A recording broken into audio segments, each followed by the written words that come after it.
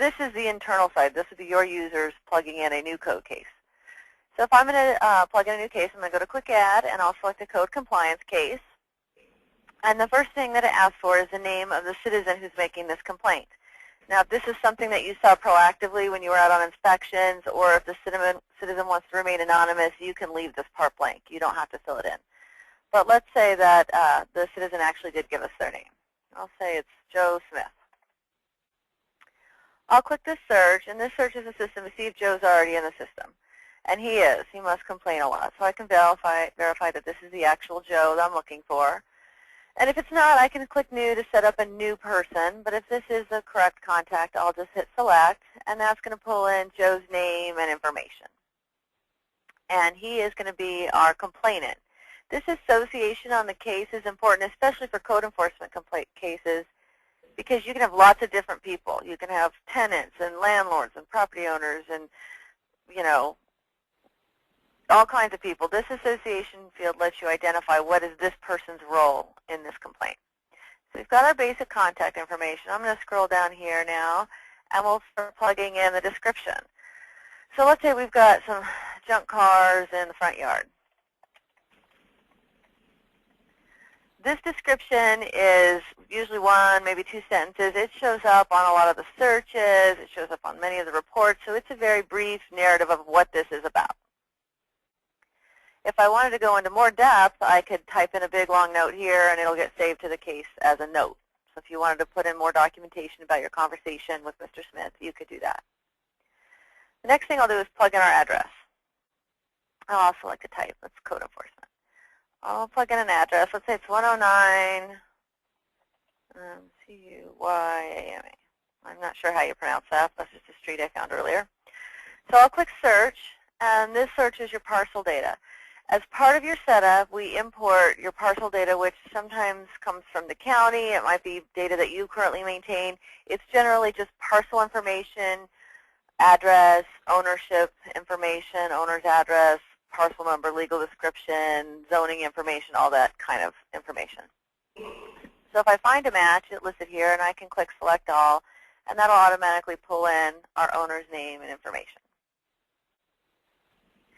Now, if we want to, we can add a category to this file. And so a category is useful for reporting purposes. They're similar to your violation codes, but usually they're a higher level. The violation codes get more detailed, and the categories are more general. And also, this might be a nuisance complaint, but when you go out, there may not be any violation, so you may not add a violation. The category will let us say, well, what type of a complaint was it, so you can run reports on that. And you can add multiple categories. So if it was nuisance and parking, you could put both on if you wanted to. If you want to track how it was received, you could do that. Now, all the drop-downs in the system are customizable. Through your setup, we put options in there, and then during our walkthroughs, we determine if we want to add or remove. And then over time, as you use the system, you can add or remove things from those lists as well. And you can do it through the administrative side of things, or you could submit a support request, and we can do it for you. So the amount of administrative tasks you take on is really up to you. You can do it all, or you can give it all to us, whichever you prefer. So we've got our basic complaint information in. The next thing I'm going to do is schedule an inspection. So we're going to leave it in this department. We have the default activities defaulting to inspection, but we could default it to whatever we wanted to. I'll go ahead and leave it as an inspection. We'll leave it assigned to myself, this user, and I'll plug in a due date. So let's say we want him to be notified of this inspection right away. I'll just plug in today's date, and you can have that default as well if you'd like. So I'll click Save. This saves our case file. It assigns a file number, which is just the current year plus a unique number, and it displays the file. These tabs across the top let us view different information about this particular file or this address. These options on the side let us edit and add information. So if we look at contacts, that's going to be all the people, and this is where I was saying that association is going to be important. If you start to get 20 people on here, you might have attorneys and landlords and tenants and neighbors and all kinds of people. This field helps you clearly identify who each person is. Now, if you see a red exclamation point here, or sometimes you'll see it here, what that exclamation point means is that there's an alert on this person or on this property. So someone in the system somewhere has flagged this property or this person and said, hey, there's something important you should know. So if you see that, you can just click it, and then you'll see, well, what was this alert? Who put it on there and on what date? So anyone in the system can add these alerts, and everyone who has access to that information will see those alerts. And when you don't need them anymore, you can just remove them. Activities for code enforcement cases are typically going to be inspections. They might be meetings, follow-ups, anything like that. Documents are going to be our notices that we send, letters, pictures we take, things of that nature. And the violations will be the violations that exist on this project or on this complaint. So how does our inspector know that he's got a new complaint? I'm going to click the CitizenServe logo to jump back over here. And he's going to be notified of that because it's going to pop into his My Tasks list. So I'm going to scroll through here. It's probably at the end because I just put it in. No, it's not there. Where is it? I'll just drill here so I can get a bigger list. So here it is, 109. So let's say we did this inspection. We went out, we took some pictures, we found violations, we want to send a notice of violation, and then we'll re-inspect in a few weeks.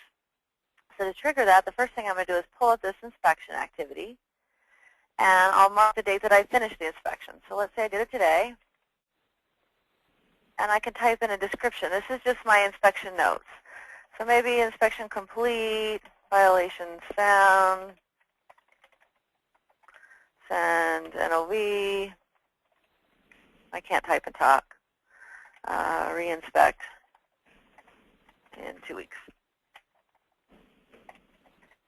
So we've plugged in our inspection notes. We've plugged in our completion date. So we want to now schedule a follow-up inspection so that we're reminded to go out in 2 weeks and re-inspect.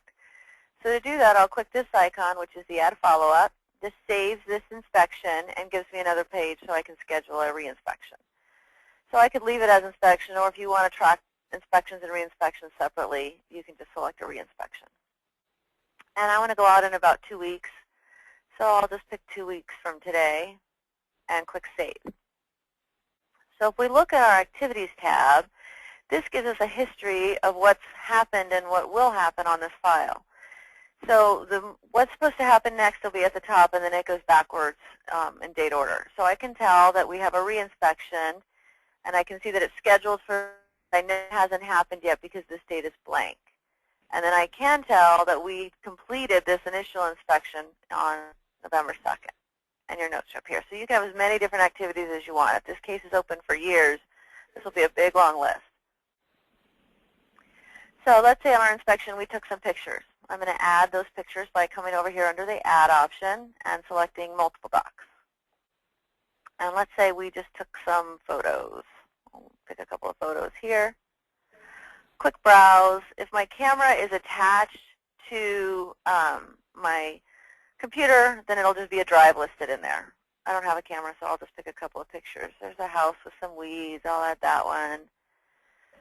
And I think I've got a lovely car in here somewhere. There's a good one. Oh, I especially like this one. Where'd it go?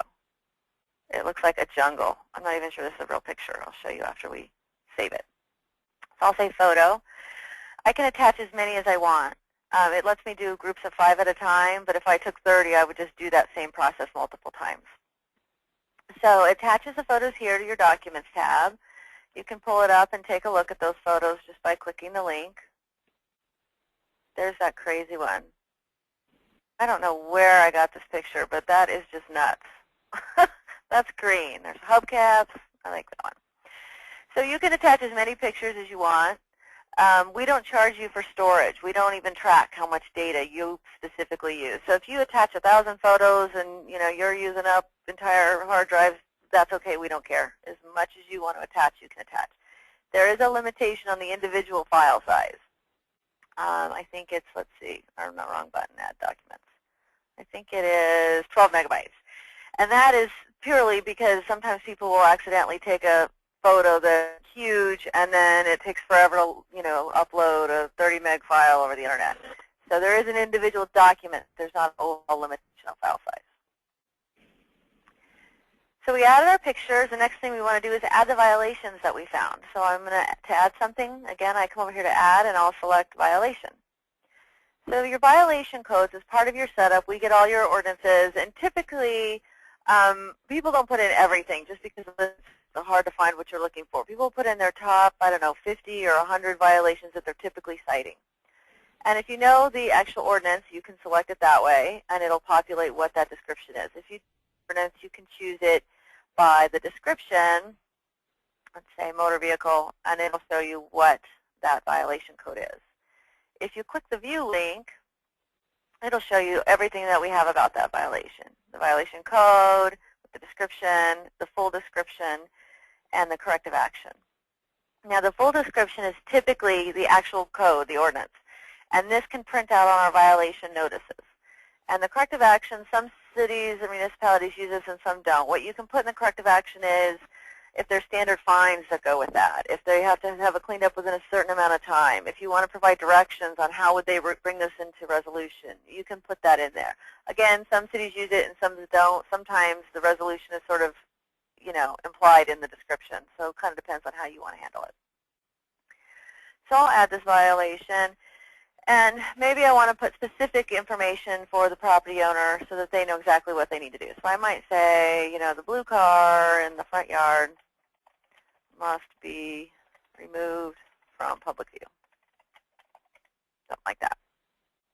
And let's say this call came in and it was about motor vehicles, but when I was out there I saw a couple other problems, so I'm going to log those as well. So I've got our motor vehicle issue here. I'll click Save. That's going to save that one and let me add another one. So let's say we also had some rodent issues. I don't know, I'll just put a comment there. And we also found some, I don't know, weeds. So I'll save that one too. So here on our violation tab, it lists all the violations that we've added. Each violation can have its own status. So if we go back out and reinspect and they've taken care of the weeds and they've gotten rid of the car, but there's still rodents everywhere, you can close out these two and keep this one open and continue to work the case. That way you can track your turnaround time on an individual violation level. So we've added our inspections, we've added our pictures and our violations, and we've scheduled reinspection. The last thing that we want to do is send out a notice saying, hey, you got to bring this into compliance. To do that, I'm going to come over under Add again and select Letter. And I want to send this letter to our property owner. So next to them, I'll select my letter, which is a violation letter. Now these letters are whatever your forms and letters are. We get copies of your letters. We set them up in the system. If you want to change them, you can change them. We can change them. If you want to set up new ones, you can have as many different types of letters as you want. I'll select the violation letter. Now this violation letter, we've set it up to print pictures, which is an optional thing. Some people want to print out the pictures with their notices and some cities don't. So if you choose to do that, you just set it up as a picture-based letter. And if you do that, you get this option here where you can choose what pictures do you want to print out on your letter.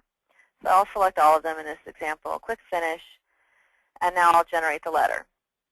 This grabs our template and merges all of our data in. So this is just a sample letter. So you can see that in this example, it printed our violation code and description, that full text, and the comments that the inspector saw. If I had plugged in a follow-up date, there was a follow-up date field that I left blank. If I had plugged it in, it would fill that in here. So it printed all three of our violations. And again, you can control the format of this. We'll make it like your letters are, but you can change them. And then just some generic text. And then the second page, there's a page break here, is just those pictures that I selected. So I can print this, throw it in the mail, close this, and then the system asks, do I want to save a copy of it? I'll select yes, and that's going to save a copy of that letter under the Documents tab. So if I need to come back in and look at it again in the future, I can just pull it up and see exactly what was sent out on that date. So the process for re-inspections is kind of the same. You're going to forget about this, and in 2 weeks it'll pop up on your to-do list, and then you can go in and add more pictures if you need to, send other letters, send a citation if that's your process, or close it out. If it's been brought into compliance, you can close it out and be done with it. So that is an overview of the code enforcement side of things. Does that make sense? Any questions, comments? Nothing so far. Okay. So on your sheet here, you also had the licensing side of things as part of code enforcement. So in my demo, we have those set up as separate users. You don't have to do that. Obviously, if the same people are doing those functions, they're grouped all under the same user. But I'm going to log off just to show you the business licensing side of things and come in as my business licensing user. So I'm going to come in as James Kirk. And again, same basic interface. He's going to show me what my tasks are, what my appointments are. So on a business licensing thing, it's similar. If we wanted to add a new one, we'd go to Quick Add, Business License, and then we'd select the name of our business. So let's say this is Julie Landscaping Co. I'll search to see if I'm already in the system. And I'm not, so I'll select New, which lets me set up this new company. And we're going to be a contractor. Let's pick a general. And we are the business owner. Plug in an address and a phone number. If I want to plug in other information, I can. And then now I'm going to start plugging in the business information. So this is Julie Landscaping Co. And if the business location is different than the mailing address, I can plug that in here. I'm going to use the same address I used in our code case just to kind of show you how things happening across components on the same property work. So I'll click search. It wants me to select a type first. I'll click contractor. This is the review route. So for different types of cases, licenses, permits, plan reviews, they all have what we call a workflow route. And a workflow route is a customized list of tasks. So when we do your setup, we work with you to determine for this type of a thing, who has to look at it, how many days do they have to look at it, who gets it before them, who gets it after them, that sort of thing. And we set up these tasks. So for this example, the first thing that's going to happen is we're going to do an application review, and that's going to be James Kirk. And then if you have to have an exam to get your license, this is an exam that we're just waiting on the contractor to give us his exam results. And then this inspection is going to occur 10 days. It has to be completed 10 days after this is done. So once this task is done, it's going to get routed down to this guy. And then when this guy's done, it's going to get routed back to this person to say, okay, everything's happened. You can now issue it. So we'll take a look at a few different types of workflow routes. This is just a simple one for business licensing. If I said, oh, hey, we don't have to do an inspection for that one, I could just take the inspection off. Or if we don't need to do an exam, I can take that one off. I'll click Save. And let me go ahead and search for our property again. I'll click Search. Here it is. I can click Select All. And once I pull that property up, if this icon shows up, it means that there's other history going on this file or this address. So if I see that, I can click it, and it'll say, oh, hey, look, we've got an open junk cars in the front yard. Maybe we're not going to issue this guy's license because we've got some problems in the property. And you could click here to drill down and see everything related to that if you have access to see it. And we'll talk about security towards the end of our call today. I'm going to go ahead and plug in some more information. Now this is all sort of the standard fields. From here down, these are custom fields, and we'll see custom fields throughout the system in many different areas.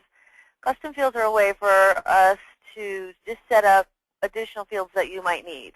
You can have drop-down custom fields. You can have date fields. You can have checkboxes. You can have fill in the blanks. There's just a huge list, calculated fields. There's tons of different types you can use. And these are how we configure the system to suit your needs, to mirror your process and your application forms. So in this example, we've just got a handful here. I'm going to plug in. We're not going to issue it yet, so I'll leave those two dates blank. But let's say we're doing, this is a landscape contractor. And if we were going to track this insurance company's name, I could plug in the insurance company and a policy number and an expiration date. We can apply any fees that might go. This is just a simple flat fee. When we get into the permitting side, I'll show you how you can deal with more complicated fee structures. If they made their payment at the time that they apply, we could plug that in here as well.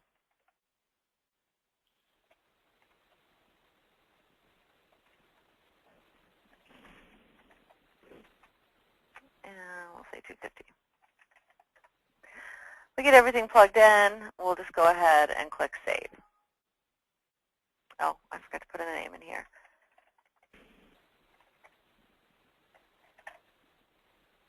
Click Save. So once we save again, it sets up our file. The tabs are a little bit different. Business licenses don't have violations typically, so there's no violation tab. If you wanted to track violations for a business license, you could add that. The other tabs are basically the same. The functions work basically the same. I can add pictures. If they had to give a copy of their identification, we could attach a copy of that. If they had to provide some sort of, certification of residency, we could attach that file. So let's take a look at the workflow routing side of things. I'll go over under Activities, and these are those 3 tasks that we saw.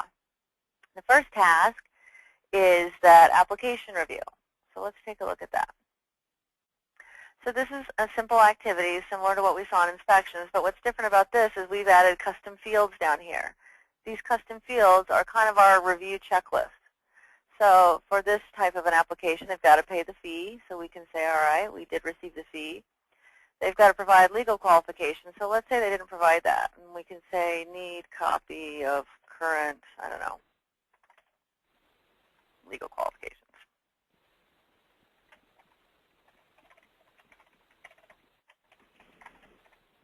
And insurance coverage, maybe that's incomplete too. So I can say incomplete and say need more, whatever my comment might be. So I'm going to change the status of this to incomplete because it's not done yet, and we're going to send a deficiency notice. So to send that, we're just going to generate a letter. So I'll click Generate Letter. We want to send that to our business owner. So we want to send a deficiency notice, and I'll click Generate. So this, again, is just another form letter. And what this has done is, based on those 2 things I said incomplete to, it's got some standard text that goes along with those. So it's just printing those standard text. And you can set that up a lot of different ways. If your text isn't that standard, if it varies, you can have a custom text you type in. And we determine all that through setup. What's the best way for your letters to be generated? So we could mail this or email it. And again, after we close it, it asks if we want to save a copy. If we say yes, that copy is going to get saved to the Documents tab. So then let's take a look at the next task. Let's say they brought that information in, and now we can mark this one as complete. So I'm going to go ahead and complete it and plug in today's date, and I'll click Save. So now when we look at it, we can see that the inspections due. So that's out there, and Justin Morris is doing that. Let's say Justin finished his inspection. I'll just plug this in for him, and it's complete.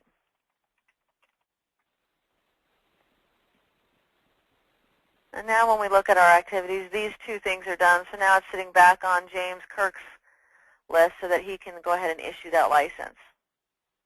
So to issue the license, he can come in, make sure everything's good, go ahead and say he's going to issue it, and then we're going to generate the actual license document. And it's just another form letter.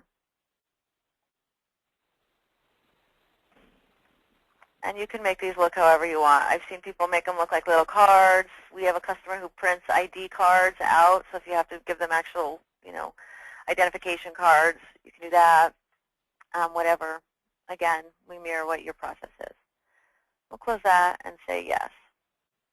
So that's an overview of how you input those inspection or those business license applications and how you can issue those. When it comes time for renewals, we normally handle that through a batch process, so I'll jump into reports here. And now reports, there's a lot of standard reports that are, they're okay, but really people want the reports that they want, that they need. They don't want to have to run 3 different canned reports to try to get the information they need to put on their monthly report they have to give to their boss. So the way we handle reports is through custom reports. And there's a lot of different ways you can do that. You can create your own report using the report wizard, and it's kind of just a walkthrough. You say what kind of information you're looking for. You can plug in your own criteria, or you can select the fields you want to see on your report. You can change the order and the layout.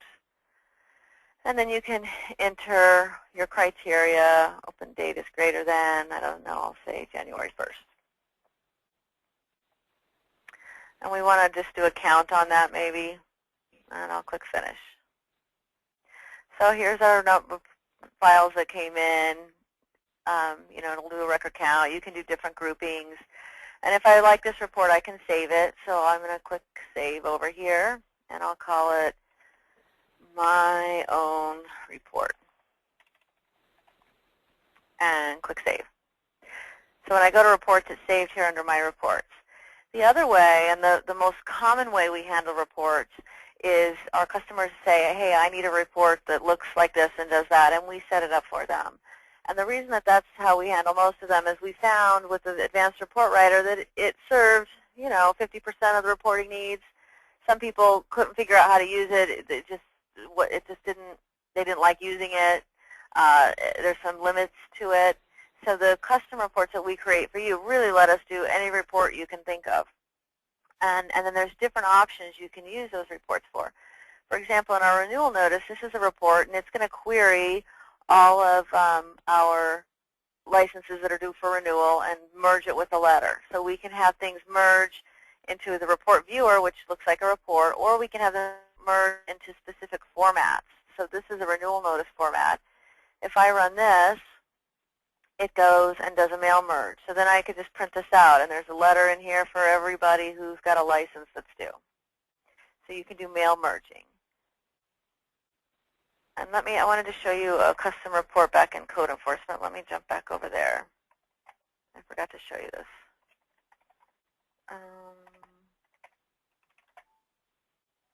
So one of the reports in here, this is a turnaround time report, a custom report. Customer might have asked for, they said, I want to run it by date range, and I wanted to compare open dates to closed dates. Click Run, and this is going to our report viewer. So you can really do any kind of report you can think of.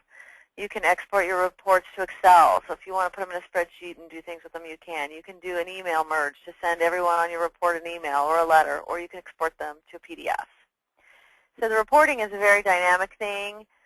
There's no limit to the number of reports we'll create for you. The reports typically take a couple of days to add, depending on how clear your vision is for the report or how complicated it is. If it's something that you need ASAP, you just let us know that, and we'll do it ASAP, which usually means that day, if not within a couple of hours. So that's an overview of the licensing side of things, and then a little bit about reports. Any questions on that? 1 second. She mentioned about the letters being generated, and in each case, she only listed one owner. What if there's only space for one owner to be listed, or one contact person? Can that be increased to 2 or 3? You can have as many. Yeah, you can have as many as you want. Let me pull up that file we were on. 109. 109. This is our quick find, by the way. So if you know an address or a file number, this is the fastest way to find it. If you can spell the name, C-U-Y-A-M-A. So I'll grab this one. If I wanted to add additional contacts, so right now this one's got just a complainant. I can come over here to add contact, and I can put in as many different people as I want. Let's just see how many Julies we have in here. So we've got Julie Jones. We'll select Julie Jones. I can do that as many times as I want. We can have as many different peoples. And when you send a letter, there's a couple of ways you can handle it. So if I said, I want this letter to go to both of these guys, I select the letter next to both of their names, and when I generate the letter, I get a copy for each person. Here's a copy for Julie. There's our pictures. There's a copy for that person. So you can add an unlimited amount of people. We have another question, Julie. Okay. Hi, Julie. Is the way you're using the word report, does it mean the same thing as a search? Is a report a search? It can be. It can be. Usually it's not. We have a couple ways to search. Quick find, as I mentioned, it's the fastest way. So if you've got a permit number, an address, you know exactly what you're looking for, quick find's your way to go. If you don't have that, you can go into Advanced Find, which lets you search on all kinds of things. So I can say, I don't remember what this was about, but I know that there was a chicken involved. I can type in chicken, and I don't know if I have any. I don't have any chicken. If I did, they'd be listed. So you can do date ranges. So this takes care of, I don't remember exactly what file it is, but I got a name, or I've got a description, or I know it was this type. So reports can also be used for searching. So if you're saying, if somebody calls you up and they say, we need a list of all the complaints that had anything to do with, I don't know, what's that lead poisoning stuff in the paint? Maybe, I don't know. You could do a report to search and get a list like that you could save to people. So you can kind of go both ways. Julie, I had one question. Back when you had written a letter for an incomplete submission, and then later followed up once you received everything in order to complete that submission, what happens to that paper trail or those notifications when you move into a complete status? They stay there forever. Let me see, 109C. Let's see. There we go. They stay there. So if I go to the Documents tab, this is our code case, not our licensing file, but there's a record there. It's going to stay there forever and ever unless someone deletes it, and you can give delete access just to certain people or to no one. So those records are there forever, showing that it was incomplete and this is how it was incomplete, but they resolved it on this date. Okay. And some of our customers, they'll send out a completion letter. Your application is now complete and we're furthering it along. So if you wanted to put another letter in there, you could. Okay. I think we're good. All right, then. Let's jump into, I'm going to sort of group permitting, planning and zoning, the GIS address information, and cash receipting all together because they all kind of go together. So I'm going to log off here and come in as Jason Todd.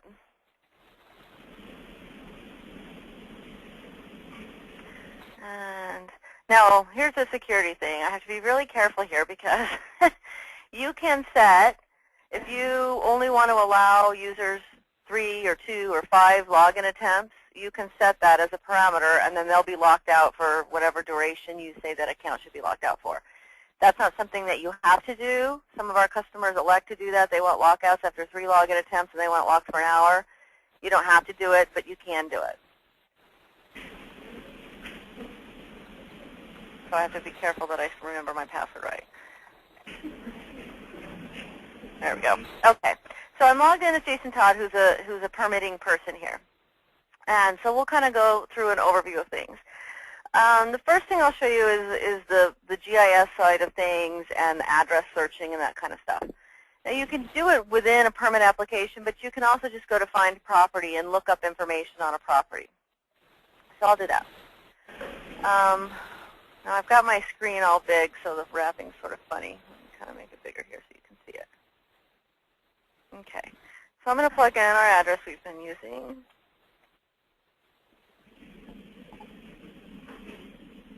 And I'll click search. So this searches, and normally these scroll bars aren't here. We just see it because I'm zoomed out so much. So it does a search. It shows the address up on our map. And let me kind of scroll down here. So from here, we can look at it on the map. We can use the satellite images if we want to. You can load your own satellite images if you choose to. Or you can use the Google. These are the Google images, so you could use those. And then your layers, as part of your setup, we load whatever layers you want. And we have 2 groupings for layers. We have primary layers, which are the things people use the most often. And then we have a supplemental folder where you can put other layers in that you don't use as much. And it's separated just because sometimes there's 1,000 layers, and you just want your top 4 here, and Alphabet doesn't always show you the ones you want. So you can split. So I'll show our zoning layer. And it shows all of those different layers. And if I click it, it'll tell me what is that zone. So this is an R1. I can look at streets is another type of a layer. And that'll just show actual street lines. I can show parcel lines. I can come down here and say, well, where are my schools? So you can look at the different layers that have been loaded for those areas. You can also click your property and go in to view additional information. And then that'll show you the table basic information. Who's the owner, what's the address, what's the parcel number. And then we can load as many custom fields as you want in here. So if you've got separate fields for, it's a historic district, or here's the zoning, or here's the acres, or the year built, all that kind of stuff, whatever fields you've got, we set those up as custom fields. And so you can view those in there. You could drill down and go look at what files and permits are on that file as well, or that address. So that's kind of an overview of the GIS side of things and the address information. So let's go take a look at the permitting side.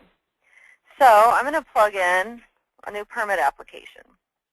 And this will kind of go through the plan review, the planning and zoning side of things, and the permitting side of things. So I'm going to go quick add the permit project. Interface is basically the same. So if you're using all components of the system, you get training on one, you go to training on the second one, and you don't really even need it because it's all the basic same flow, look and feel. It's all sort of intuitive under the same processes. So let's say we're building a new single-family home. Plug in my description there, and then I'm going to search for my address. We'll use our ever-popular 109. Let's see why. I have no idea how to pronounce that. I should probably figure that out. So I'll search, just like we did on the other ones. And now this is sort of interesting because I didn't point this out before because we didn't have that much history down here yet.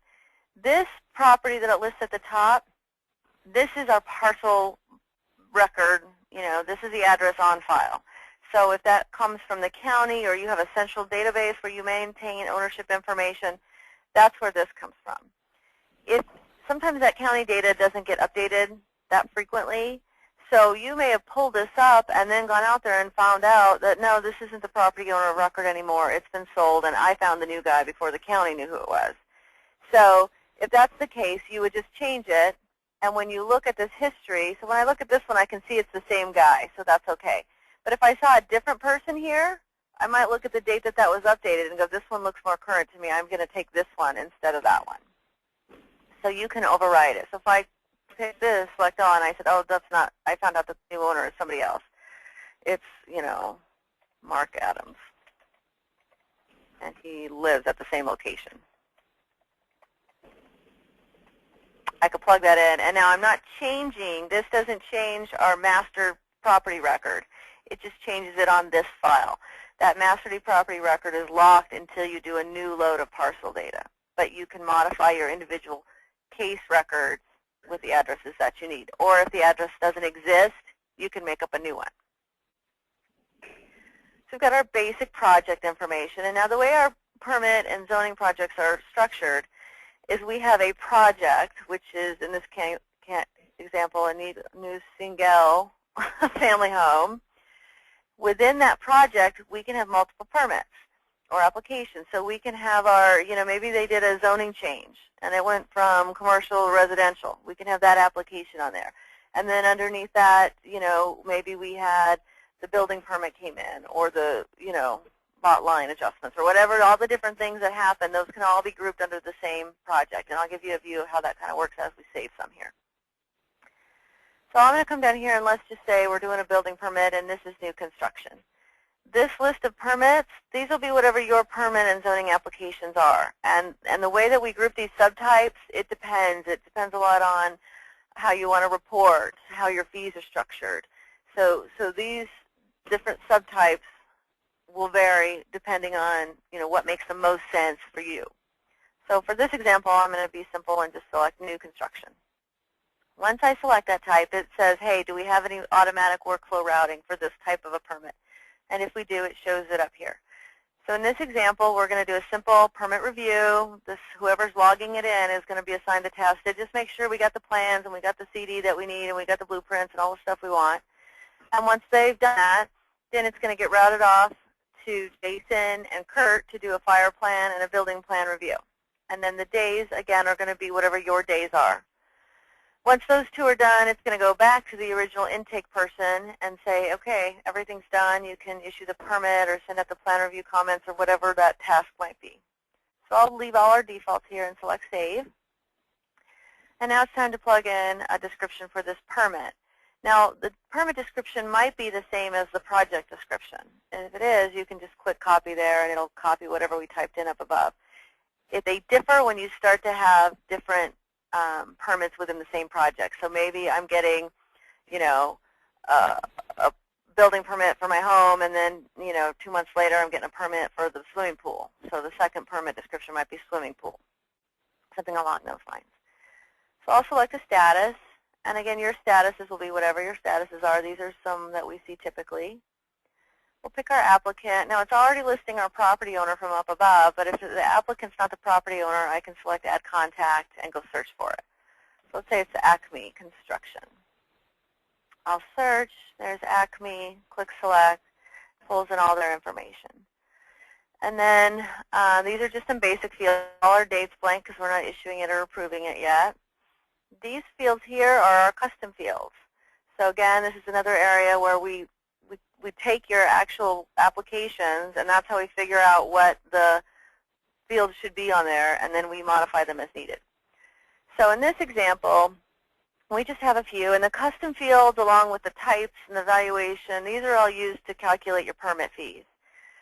It just depends on how you structure your fees, kind of what fields you'll see in addition to the standard ones. In our example here, we are going to calculate valuation based on occupancy and square footage, and then we're going to base our fees on the valuation. So I'm going to say that this is a R3, and it's an IB, and it is 1,500 square feet. And let's say they're also putting a garage on there. So I'm going to plug in a utility, and let's say it's 500. Now, what the system is going to do once I save this is it's going to go figure out what the valuation should be for an R3 at 1,500 square feet and a U at 500 square feet, and it's going to populate this valuation here. If you don't do that, if you just let the contractors tell you the project cost or valuation, we don't set that part up, so it's optional. If you want to have the system calculate it, you can. Some of our customers, they'll have the system calculate it, but if the contractor gives them a higher valuation, they'll use a contractor's valuation. So you can kind of do it however you want. And then I'll plug in some contractors. Let's just say Acme's doing all the work here because they're super.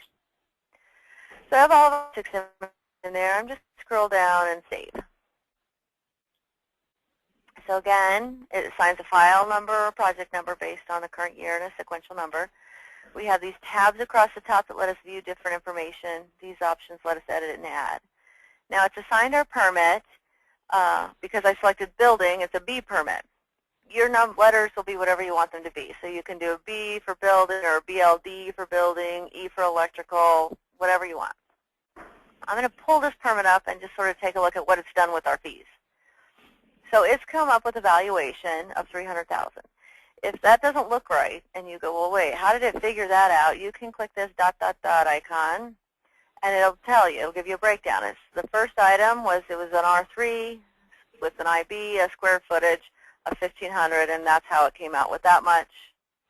Here's what it figured out for the garage, and there's a total.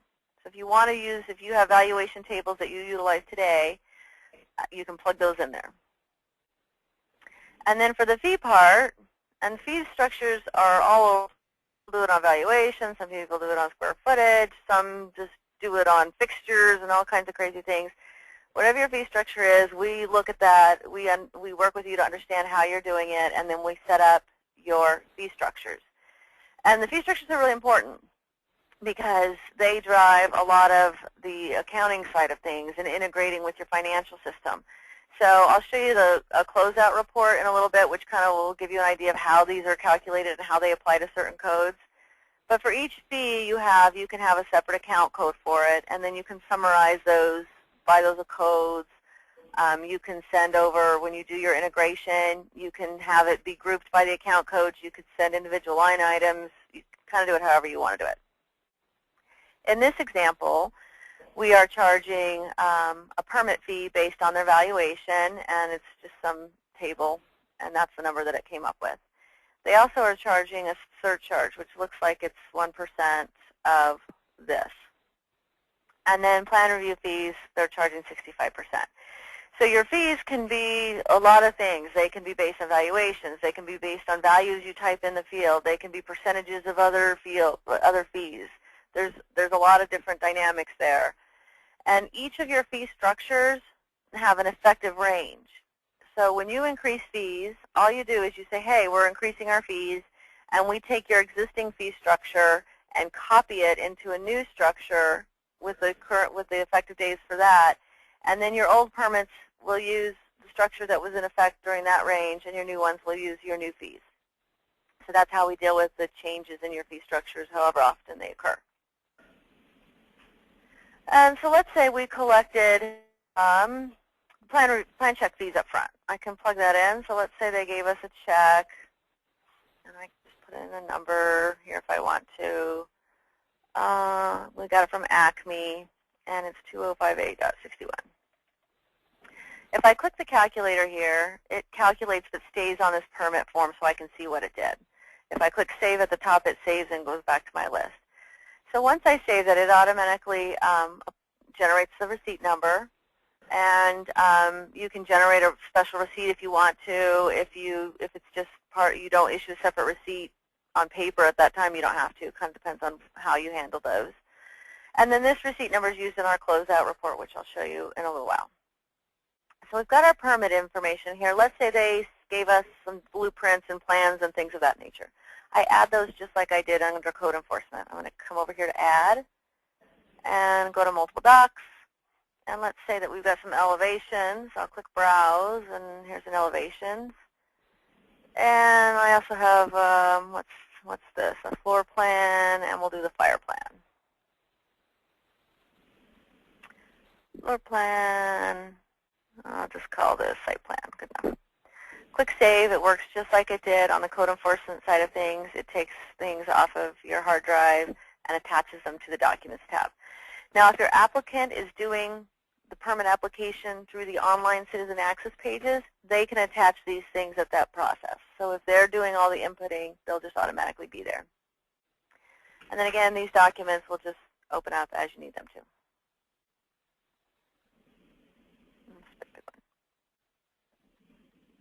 So there's some lovely elevations. So that's how we input and sort of trigger the plan review process. So let's take a look at the plan reviews.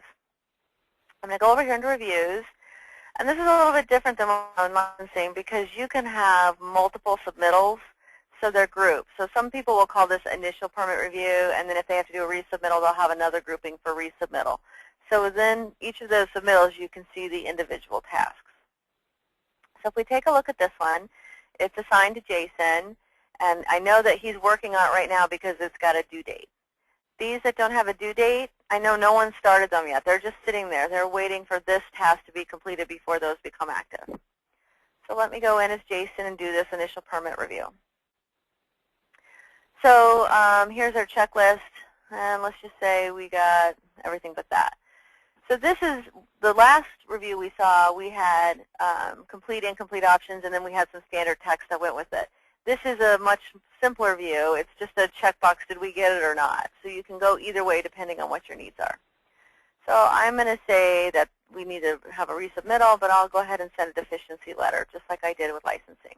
I'll click Generate Letter. We want this to go to the contractor. An incomplete application notice. And so here's just a simple, we didn't get it, give us your stuff. And again, I'll save a copy of that. That copy is going to be here. It's never going to go away unless someone who has deleted deletes it, but it'll always stay there. So now let's say we got that information in. Oh, I want to go to Reviews. We got that information in, so we're going to complete that task. I'll just pull it back up, and we can say this is completed, and it's completed today. And we finally got that. So now what that did is it triggered it to go to the next step. So we know that it's sitting over on Kurt Russell's list and on Jason Todd's list, and they're doing their plan review. So let's take a look at how that works. I'm going to come over here, back to my logo, and see if I can find that plan review. There it is, that address. So let's say I'm the plan reviewer, and we'll walk through that process. I click the plan review task, and from here I can do a lot of different things. If I want to look at the permit application itself, I can click ... here, and it opens it up in a separate page. The plan review portion is really designed to let you look at different things at initially it can be confusing because there can be a lot of open windows at once. But once you become used to that, it's really helpful because you don't have to keep navigating back to where you were. It opens it up. When you're done looking at it, you can close it. So if I wanted to look at this and go, oh, that's the square footage. He didn't put that in the plans. I'm going to change that. I could look at that. I can click this icon, which is Open Documents, and this opens up a list of everything we've attached. So if I really need to look at the elevations and site plans to do my review, I can click those too, and it opens them in separate pages. So hopefully I've got a really big monitor, and I can take a look at everything at once. And I can start working on my plan review. So as I'm working on my plan review, there's several ways you can do this. Most people like to go with a library of comments that they choose from. So to do that, we have this little book icon, which is Insert Common Corrections. I click that, and it pulls up our library of comments or corrections that you might put in a plan review. And by default, it lists everything, but I can group them. This is all configurable. Normally, the way we get these is we get Word documents that have thousands of comments that people start with, and then they just start deleting what they don't want. So we take each one of those and we plug them in, and it kind of works the opposite, is you start checking the ones you want. You can do a select all and work backwards if you want, but most people say, okay, I want to look at fire or structural observations. And they say, I want that one, and I want this one, and I want this one, and I want that one. And then they go, oh, demo, we're doing a demo. I want these things. And they just kind of work off this list and select the comments that they want. Once they've got everything in there, click Save. And it plugs them in down here in the order in which they were grouped by. That's why these numbers are important, because they group your comments in the section that they belong in. If you want to add a status for each individual comment, you can. A lot of people don't do this. They just put a status on the overall review. But if you want to have individual statuses for each comment, you can. You can edit it here. So you can take your standard comment and you can plug additional information in there if you want to. You can click New. So if you had something really unique going on and there wasn't a common correction in the library for it, you can add a blank row to plug in whatever you want to plug in. So we get all our comments in, and then we can do a resubmittal required. And we're going to generate our plan review comments, and it's just another letter template. So here it's plan check. And I don't know if you noticed, but in different areas we see different things in the letters. This is based on a lot of different things. It's based on where you are in the system. It's based on your user rights, what departments you belong to. So you're not going to see things that aren't for you. You're just going to see the things that are based on what you need to see. So I'll select a plan check report, click Generate. And then here's we have a simple cover page, and then here's all those comments that I selected with my comments that went in there. And this can be as long or short as you need it to be. I'll close it and save it. Now, some municipalities, each plan reviewer will send this report to the applicant or the contractor. Some cities, they wait till all the reviews are done, and then they send those out as a group. You can do it however you want. If you want to send them out as a group, you can wait until that last task gets done and have that person at the end do it. If you want to do it individually, you can just come over here under Add and select Email. And let's say I want to send my email to, if I click ... it just shows me the people on this project. So I'm not going to have to look through my whole list. I'm just going to see who's working on this, whether they're internal staff or whether there are contractors. And I want to attach a copy of that. So I can come in here and say I'm going to attach this plan check report. And I can plug in some notes if I have some here. And then click Send to send it. And that's going to save a copy of this email under the Documents tab so that you have a record that it was emailed to them. Now, if you want to do this as a group, you could wait till they're all done, and when you go in to select the documents, you just choose all of them. So that's sort of an overview of the plan review part. As we finish all of these plan review tasks, and it goes to everyone, once they finish it and it comes back to the main person, they can go ahead and issue it. So if I'm ready to issue it, I'll just jump ahead here and do this. I'm going to go under here. We're going to say this is complete. And I'll plug in today's date. And then I want to go plug in the approval date on this thing. So I'm going to come here and say that it's been issued. And then that automatically plugs in your dates. And if your expiration dates fall under a certain time frame, like if they're 6 months or whatever, we can calculate that as well. And those typically, most people set it up so they get that expiration date gets pushed out every time you do another inspection. So if you want to set it up that way, you can. So you'll have an accurate expiration date. That's usually something people don't ever have, is a good expiration date. So we'll plug that information in and click Save. Save this. I call the contractor, and then he comes in to get his permit. When I'm ready to generate the actual permit or the job card, I go to the Permits tab, and I'll select Permit and click Generate. Now, when you're trying to generate these documents, whether it's a permit or a certificate of occupancy, you can set up custom warnings. And so the custom warnings can be anything. They're custom. So you could say, we don't want to let them issue it if the contractor doesn't have insurance, or their expiration date is within the next month. Or we don't want to let them issue it if there's a balance due, or we don't want to issue it if we don't have this on file. Whatever your criteria are, we set those up as separate warnings, and you can have as many different warnings as you want. And when you have those warnings, you have two choices. They can be a warning, like this one, which will still let me print it, or you can just stop it dead in its tracks and say you can't issue this until you've taken care of that. I'll say yes, I want to go ahead and issue this without a balance due, and it just pulls up a permit. And this is going to look like your permit, whatever your permit might be. And again, you save a copy of it, so if somebody needs a copy of it, they can get to it. If you use the online access component, your contractors could have access to go pull this off the internet, so that you wouldn't, if they paid online, they wouldn't have to come in to get it. They could just download it off the internet.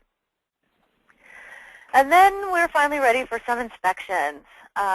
So inspections can be scheduled on the internet by your contractors if you allow that, or they can call it in the old school way, in which you just go to the permit and click Request Inspection. And we'll select our inspection type, say it's a footing.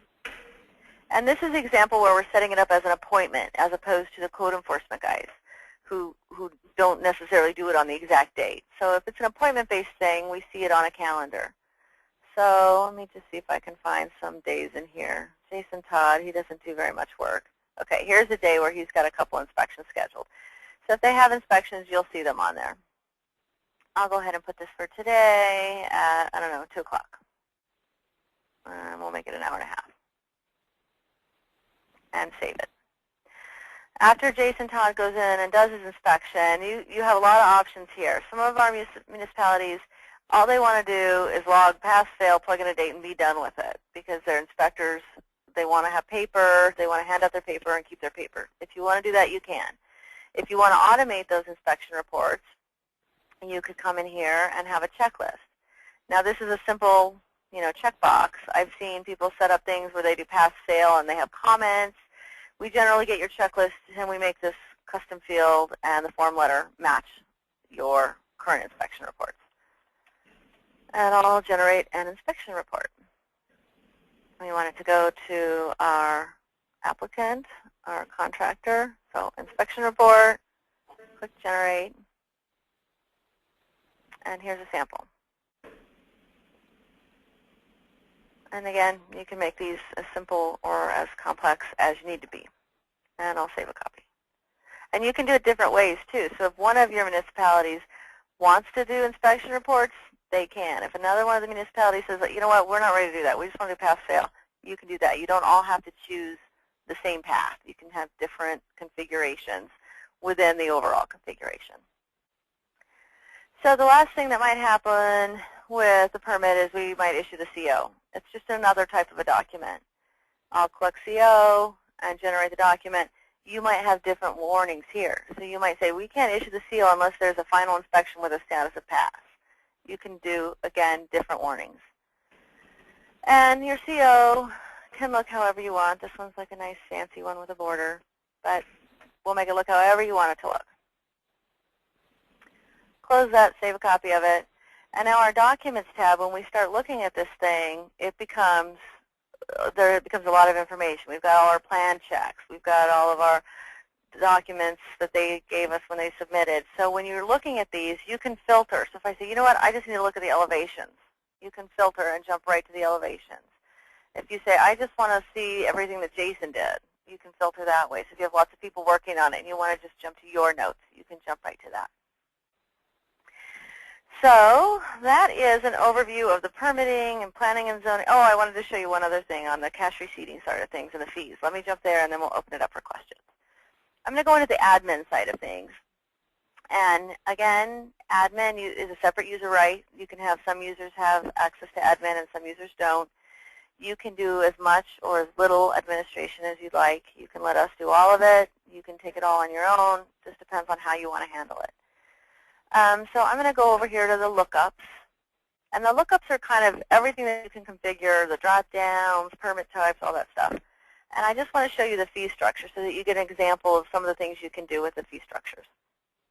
So we've got our building permit. I'll pull that up.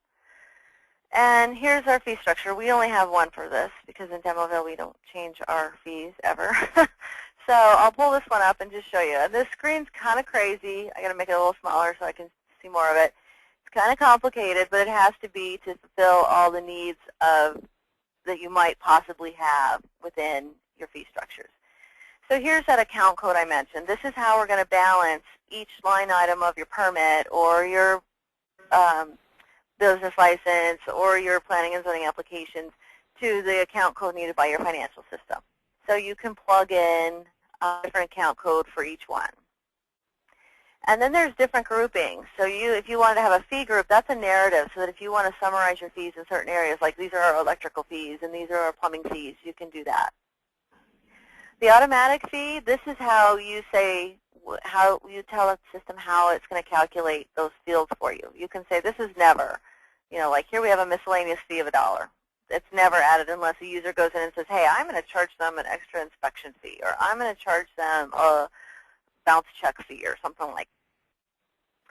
So you can always have it. So here's one that's always a custom fee. It's based on valuation and a range. So if the valuation falls within this range, it's going to charge this much. And here's that table thing. So for example, that one we did was, I don't know, between 100,000, right? So here was our valuation between 100 and 500,000.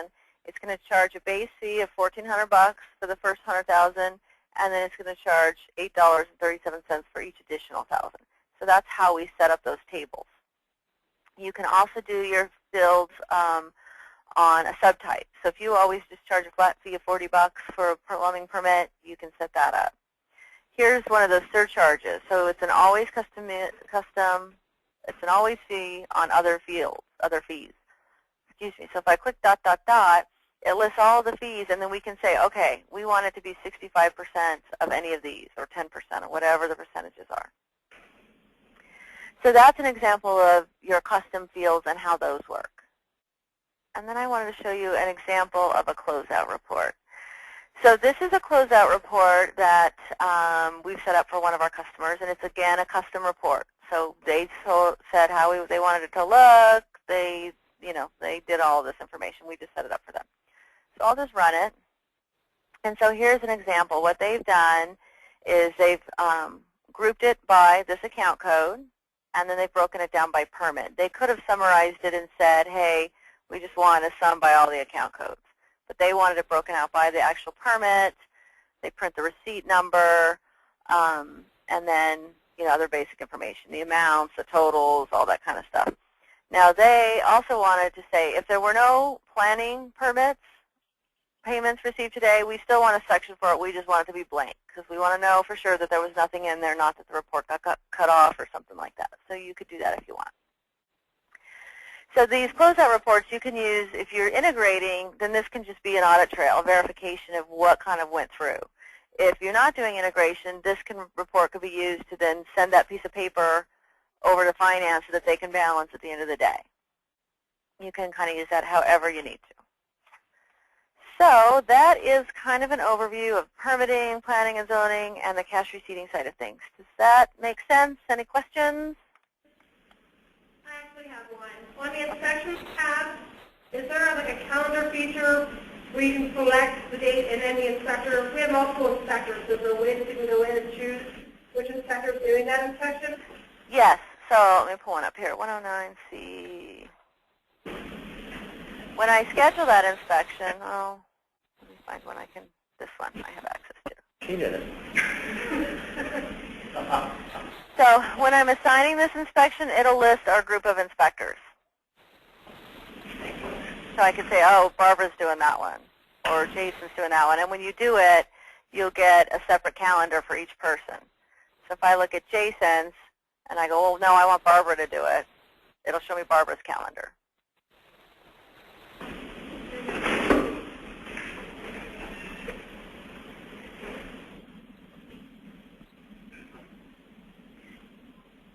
Any other questions, comments?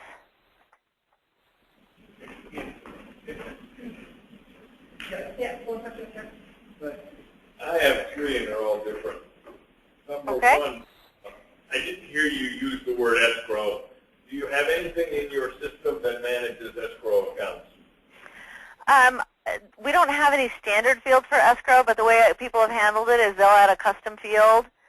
So if it's a percentage that they put in, or if it's just a bond amount, whatever that amount is, they'll plug in a separate field for that escrow amount and then another field for when it's been returned, so that you can then track how much is in escrow, who do we have it from, who we returned it to, who do we need to return it to.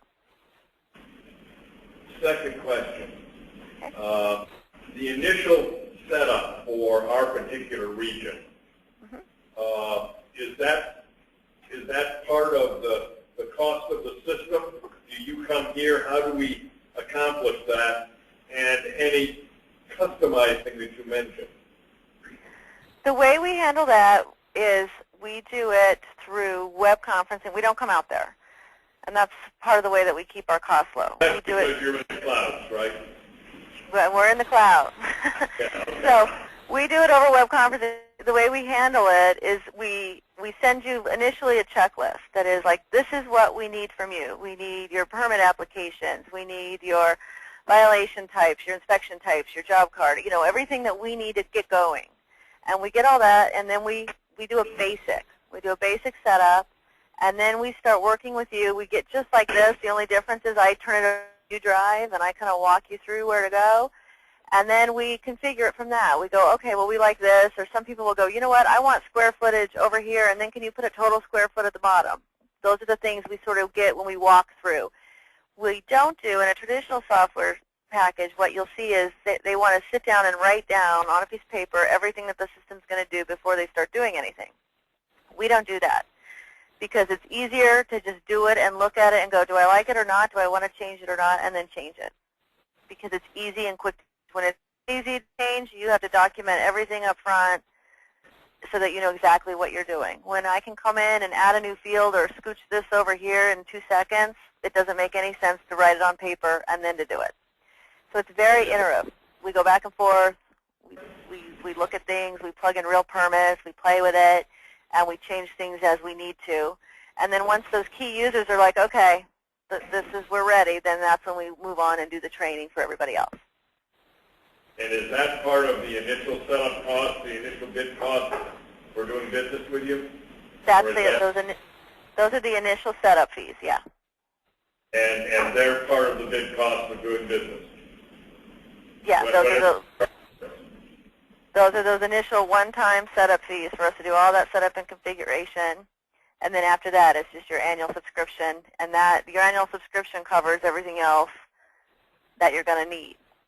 Okay. You're not going to get any surprise invoices for a report or something. Log out and we'll go take a look at request tracking.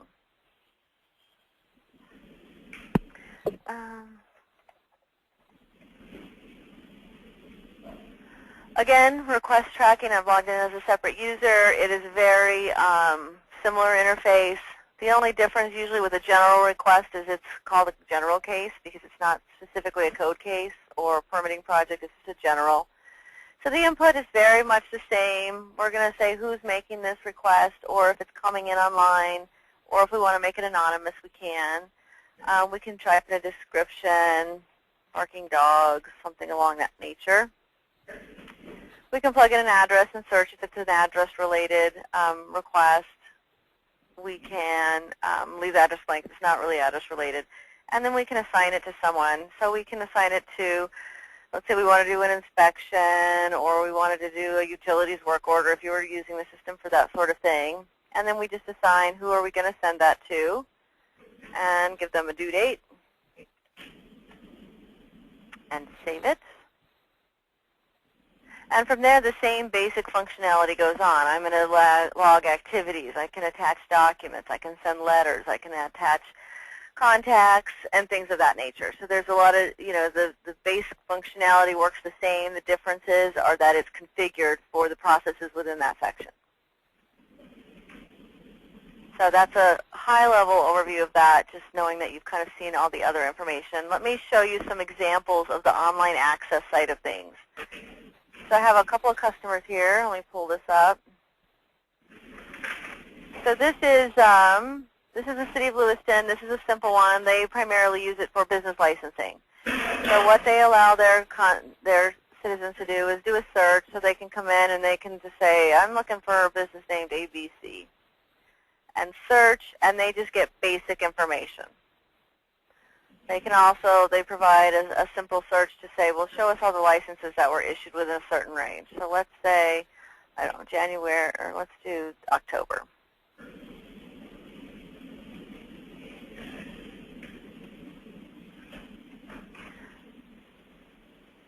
So there's a big list of licenses that were issued in that period. So they can also go into online services where they can request permits and things like that. So that's a simple example of Lewiston. State of Colorado, this is the fire sprinkler, or the fire safety. So they have different online applications. Right now the only one that they're offering online is the fire sprinkler fitter. So it's a simple, you have to log in.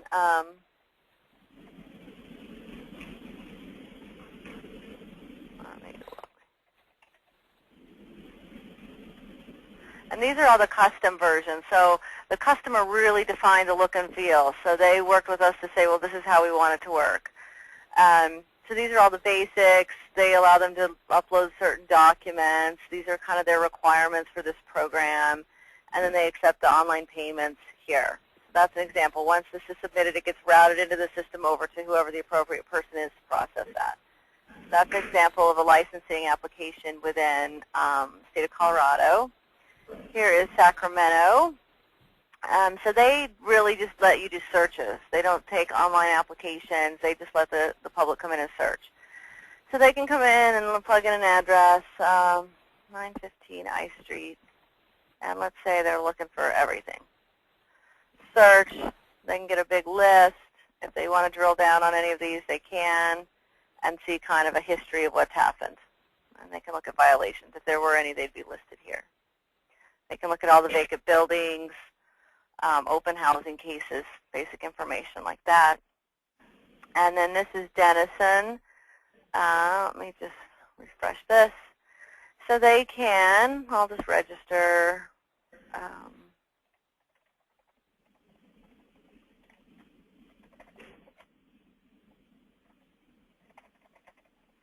I'll make an address, a name.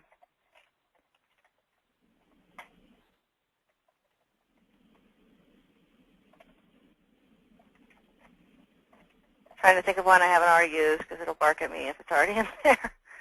So I'll submit this. And then they're allowing online permit applications and online code enforcement complaints. So I said, oh, I want to complain about some vehicles. I can click this, type in a basic description, an address, submit, and then that gets routed to the appropriate personnel. You can do different things. You can require a login before you let anyone submit something, or you can have it be open. So some municipalities will take online complaints, and you don't have to register to do that, and some will require registration. So these are just some examples of how you structure your online access piece, and it really depends on, what are your objectives, what things are you wanting to offer, what services do you want to offer on the online access, how do you want it to look. The forms are generally super basic. We don't want anyone calling you saying, how do I use your website? So we make it super simple to facilitate that. So as part of your implementation, typically the way that we handle it is we get the internal portion going. We get you up and running on the system, putting in your inspections, your permits, all of that. And then once that's rolling along and you're comfortable with that, then we do the online component, because it really helps you decide how you want to present that information, what do you want to allow them to do once you already have some familiarity within the system. So that's our approach on the online access side of things. Any questions on the request for service information? I don't think so. All right. I wanted to kind of go over your general and technical things. A lot of that we already sort of talked about or looked at through the individual processes, but there were a few things that we haven't really touched on, like the multiple entities. How are we going to take care of all of you as separate, unique municipalities, but sharing data across that? So I'm going to show you an example.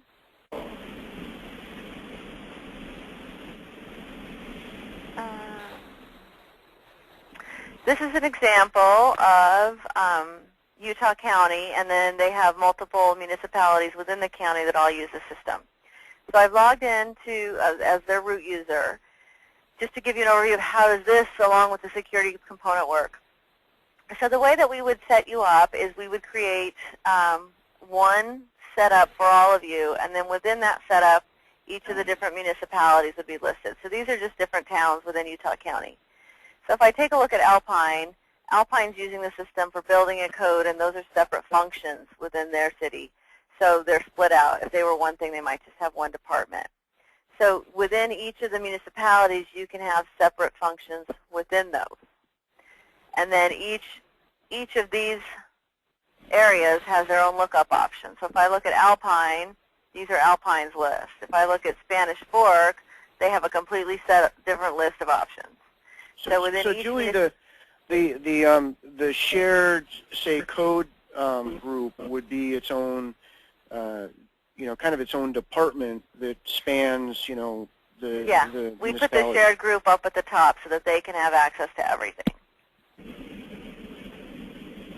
And then the security, to just give you a view of that, if I pull up one of these root users, I'll just grab the system user. We'll kind of look at this matrix. By assigning roles to this user, it determines what they can do.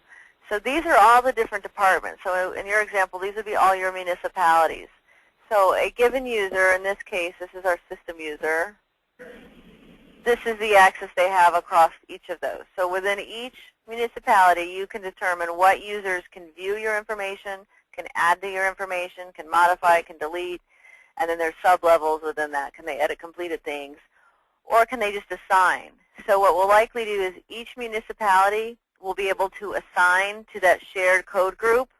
So everyone will be able to assign to them, but they won't be able to go in and view anything except their own. Now the code folks, because they've been assigned tasks across all the municipalities, they would have the ability to then pull up those cases across the different municipalities.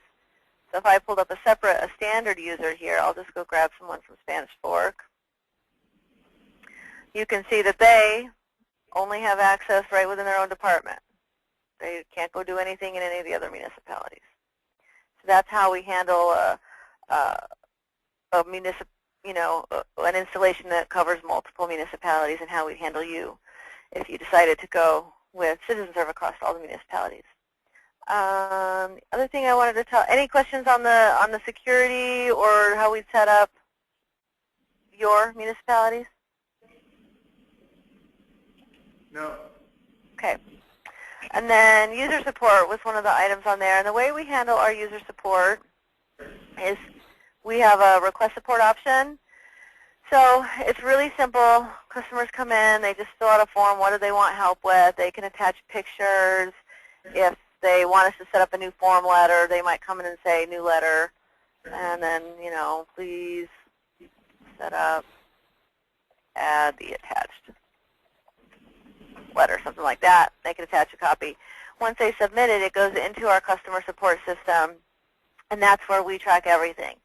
Users can submit anything they want. They can ask, how do I do this? They can ask, will you create a new report for me? Will you set up a new letter? I can't find this file. Will you help me find it? I mean, we've had requests. I get requests sometimes my printer doesn't work. And so I call up and I try to help them make their printer work, because even though that might not be my job to make someone's printer work, if their printer doesn't work, to them, the system isn't working. So I'll call them up and I'll, help them load new drivers or whatever, if that's okay with the IT group. So we do different things within that support. Users can go look at their open requests. The email notifications with new messages goes back and forth. They can look at their open requests. They can look at closed requests so they can keep track of anything that they might have open. And that's how we handle the typical user support requests. Some of our customers, they want to have one contact person, and so they don't let their users submit support requests. They have it all go through one central person. It doesn't matter to us. If that works better for you, then that's fine. If you want to have all your users be able to submit support requests, that's fine too. Whatever works best for you. And that kind of covers what I wanted to show you on the general technical side of things. Any questions on that? No, I think we're good. All right. I think we were going to jump now into implementation, which we've talked a little bit about. So I'll jump through that. I know we're running short on time here too. Let's see. Here it is. So implementation overview. We talked a little bit about this, but basically these are the steps involved in your implementation. Kickoff, we do requirements, we do your initial setup, we do walkthroughs, data migration, integration, training, go live, and then ongoing support and training. So I'll drill down into each of these and kind of what's required within each of those steps. So the kickoff, because you have different municipalities, what we'd want to do in the kickoff is identify, one or two people from each municipality that's going to be the key user. They're going to be the people that I or whoever's doing your setup will work with to, get the form letters, put things in, walk through it, talk about how the system looks, make changes as we need them. And then we establish a weekly meeting, and that's really how we manage the project. We have a weekly meeting, and in those meetings, we do a walkthrough, we identify a list of changes, and then we work off that list. The constant communication through those weekly meetings is really important. That's how we stay on task. Once we do the kickoff, we go into that requirements and data gathering. This is what I mentioned. I'll send you a list. This is the information I need you to send me. We take that, we do a basic installation. We set up your basics. We get your GIS and your parcel data. We load that. We get all of those standard items and put those in the system. And once that basic's there, which is usually a couple of weeks it takes to do that, once we do that, we move into the setup and configuration where we're working together back and forth every week. We look at it. We put in real permits. We do some scenario testing. This is kind of your ability to modify the system, make changes, add things, remove things, whatever we identify that needs to happen through that. Once that system and configuration is nearing completion, we're doing the system walkthroughs as part of that. Once that system integration or setup is nearing completion, we start digging deeper into integration. You have to have the basics there before you can do too much on integration or data migration, because you've got to kind of know what your sources are. So we wait till we get pretty far along in the setup side of things, and then we jump into integration. What are the requirements? Are we doing nightly batches? Is it a real-time feed? What systems are we working with? Who are the technical contacts on that side of the fence that can help define those requirements? We create those programs. We do our testing in a separate environment and verification. Around the same time, we start working on your data migration. So we get copies of all your data. We write the scripts to migrate that, and that can include, changing to the data. So a lot of times we'll see there's a field maybe that in CitizenServe is going to be a drop-down list, but in your current system, it was a fill-in-the-blank. So in the fill-in-the-blank, people have typed in 10 different things for, approved. So we have to migrate it. We have to say all of these things, those equal approved. So we cleanse your data as part of that migration. And then we write the scripts. We migrate that data into the system, and then you can look at it. You're going to pull it up the data and look at the data on your existing systems and make sure that everything's there, that everything came across okay. Find any issues, we adjust them and run it again. And we do that until we have a final migration that everything is good to go. So during that time, then we start working on user training. So we get in small groups, 4 to 6 people. We use web conferencing. Each person sits at their computer on their phone, and we do similar to what we did in the demo today. The only difference is instead of me clicking and driving, I pass control to you, and you click and drive, and I walk you through that process. So as each person has the opportunity to go through their steps, their different job tasks in the system, everyone else watches, which is a very helpful way to really let that information sink in. So we do these small sessions. They're usually short. They're usually an hour or 2 hours, no more than 3 hours. And then we let people on their own to kind of practice and play in the system. Then we do follow-up sessions. If some people are going to want more training, some people are going to be happy with what they have. We do as much as we need until people are comfortable with it. Once we've done all our training and integration and data migration testing, we're ready to go live. We delete all the test data that's been put in the system. We delete all the migrated data. We run a final data migration. We schedule all the implementation integration programs. And then you go live. And that's not the end of it. After we go live, people will run into things they want to change. We'll find something that we forgot to add that no one thought about. Oh, yeah, we have to do that one thing. We'll put that in there. We might have new letters. New reports certainly are a big deal after go live. People start thinking of all these reports they want to have. So that's when we move into that phase of things where we're, continuing to refine the system, changing the system based on your business needs changing, adding forms and letters, reports, all of that information. So that's an overview of implementation. Any